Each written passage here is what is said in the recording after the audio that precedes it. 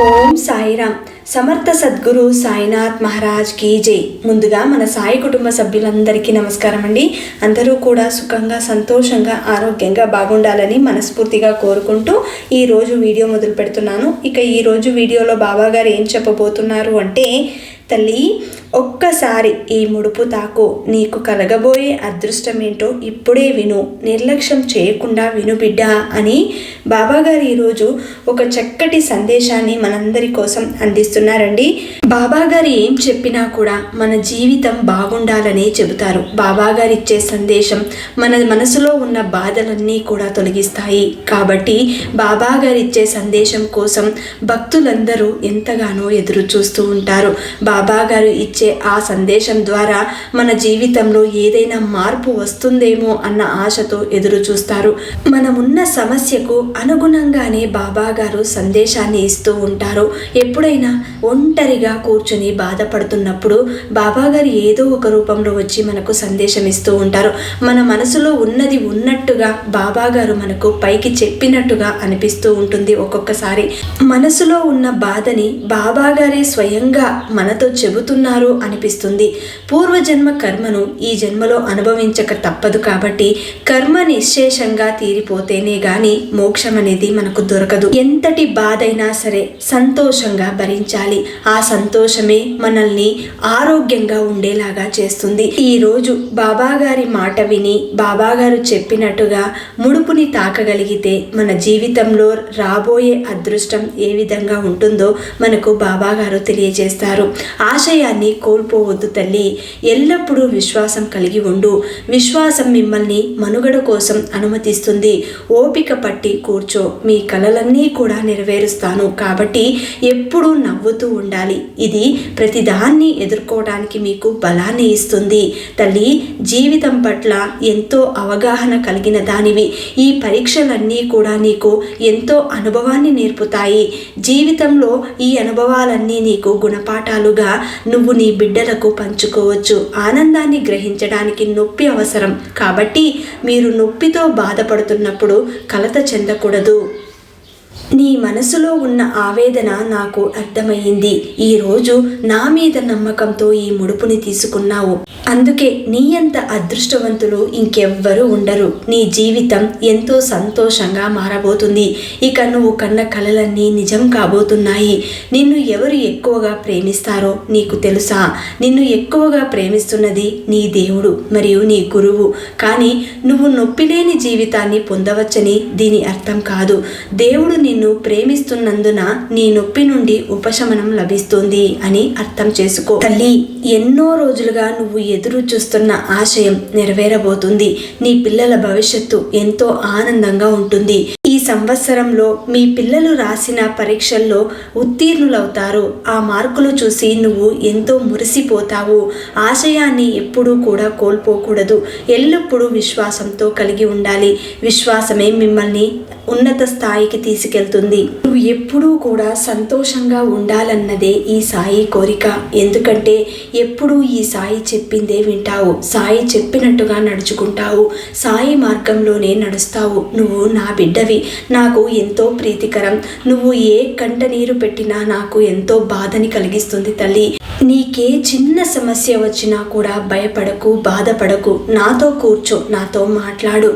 నీ హృదయాన్ని తెరిచి నీ సమస్యలన్నీ నాతో పంచుకో. నేను నీ మాట వింటాను. నీ జీవితానికి మార్గదర్శకత్వం నిర్వహిస్తాను. మీ ప్రార్థనలన్నీ విన్నాను. నా సమయంపై నమ్మకం ఉంచు. ఎప్పుడూ కూడా సమయాన్ని వృధా చేసుకోకూడదు. నీ కర్తవ్యాన్ని ఎప్పుడూ మరవకూడదు. ఏ సమయానికి ఏం జరగాలని ఆ భగవంతుడు నిర్ణయించాడో అది ఖచ్చితంగా జరిగి తీరుతుంది. ఆ సమయం కోసం నువ్వు ఎదురు చూడాలి. అంతేకాని ఇప్పుడున్న బాధలను చూస్తూ ఏడవకూడదు. గెలుస్తానని నమ్మకం నీకున్నప్పుడు ఓడిపోతానని ఎందుకు భయపడతావు?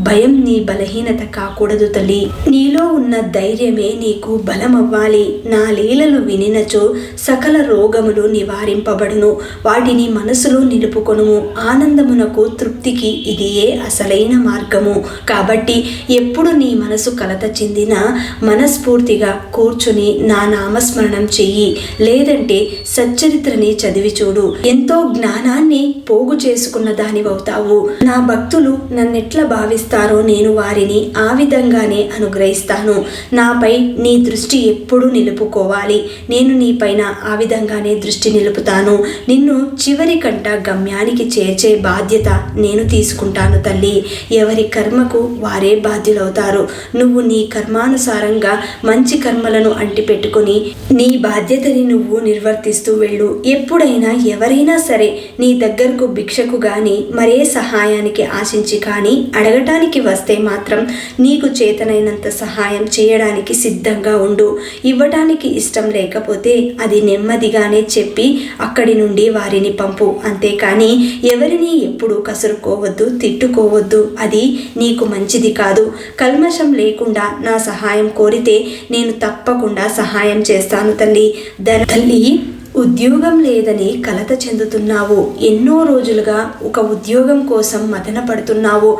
నా జీవితంలో ఈ ఒక్క ఉద్యోగం ఉంటే నేను నా బిడ్డలను పోషించుకుంటాను. నా కుటుంబం పట్ల నేను బాధ్యతగా ఉండాలంటే నాకు ఈ ఉద్యోగం కావాలి బావా అని నా బిడ్డ ఎంతో ఆప్యాయతగా ఎన్నో రోజులుగా అడుగుతుంది.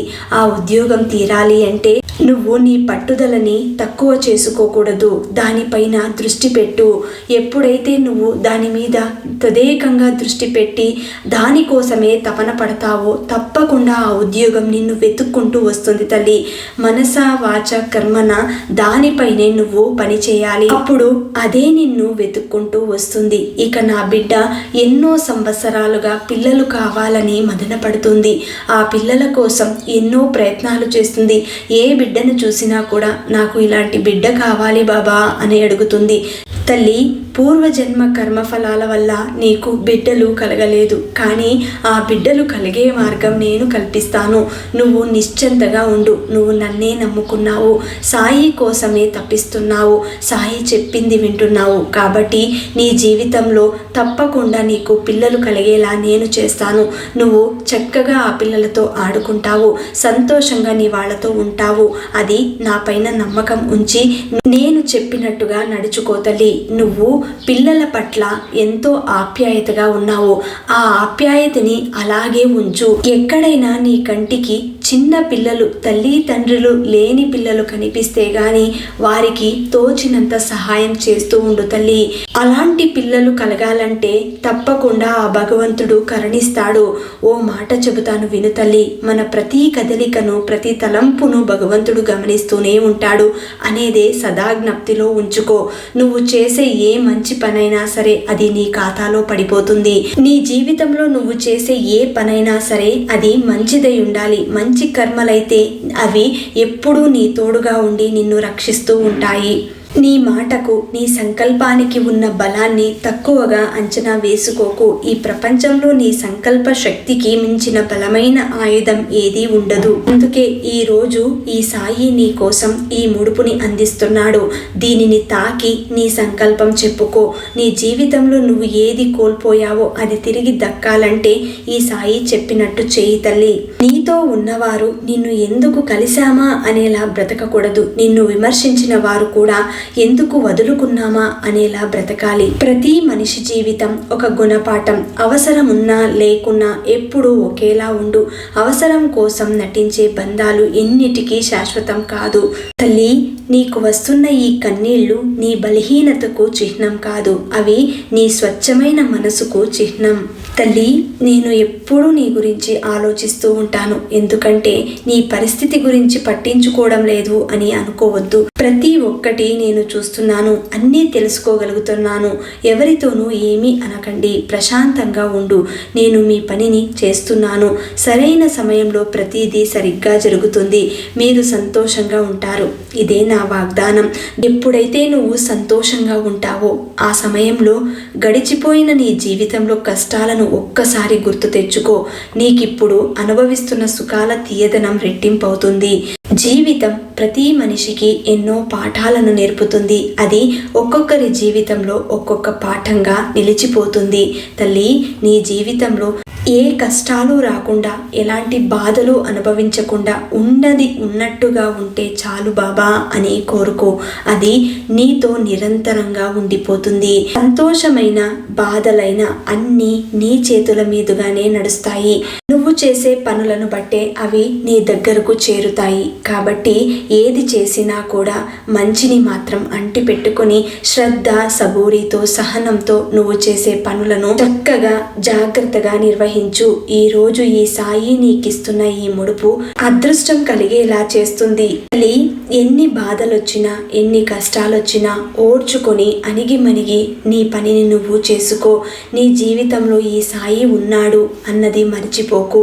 నీ కన్నిటికి ఎవరు బాధ్యులైనా సరే వారిని తప్పక శిక్షిస్తాను. ఇది ఆ భగవంతుడి యొక్క నిర్ణయం. ఇందులో ఎటువంటి మార్పు ఉండదు. నువ్వు సంతోషంగా ఉండడానికి ప్రయత్నం చెయ్యి. ఈ సాయి నీకు తోడుగా ఉన్నాడు అని ఈరోజు బాబాగారు ఈ సందేశాన్ని ఇచ్చారండి. మరి తప్పకుండా బాబాగారు ఇచ్చిన ఈ సందేశాన్ని పూర్తిగా అర్థం చేసుకొని దీనిని అందరికీ అందేలాగా షేర్ చేయండి, లైక్ చేయండి. అలాగే ఈ వీడియో నచ్చిన వాళ్ళంతా ఒక లైక్ కొట్టండి, శ్రద్ధ సబూరి అని కూడా కమెంట్ చేయండి. మళ్ళీ రేపటి వీడియోలో కలుసుకుందాం. అంతవరకు సెలవు. సర్వే జన సుఖినో భవంతు. సర్వం శ్రీ సాయినాథార్పణమస్తు.